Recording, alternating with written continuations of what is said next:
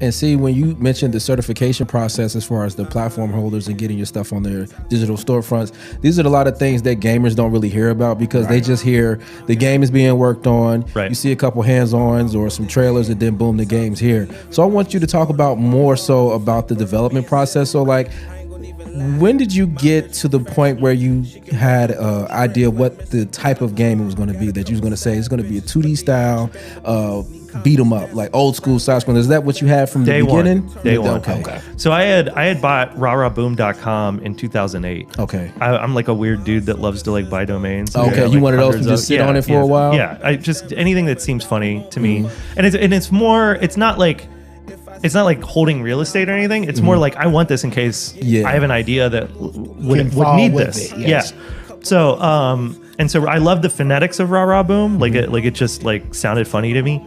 And then sat on it for 10 years and was like, you know, over those 10 years, like, well, what is a Rah Rah Boom? Like, what is that? It's cheerleaders blowing shit up. Yeah, that go hand in hand. Yeah. And so a beat 'em up was always the very first thing that I wanted to make as far as video games go. Going back to like the arcade that I grew up in and wanted to really pay homage to that.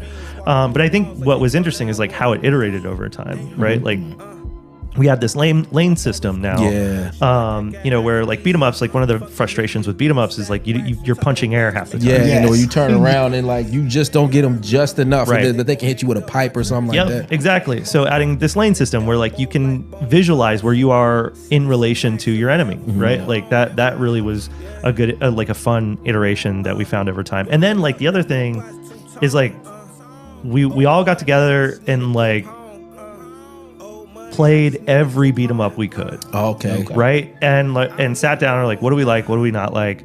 And I think every single one of us was like, they're too slow. They're so slow. And so really it took us a long time, but like started iterating on, well, what if it was like faster? Like what if it felt like Marvel vs. Capcom? Yeah, okay. That's you know, tough. like that kind of speed. And then sort of finding that balance of like, so like the design pillars that we have for Rah Rah are fast, frenetic, and fabulous. Okay. Right? And so like we want it to feel like chaos, but how much chaos is too much chaos, right?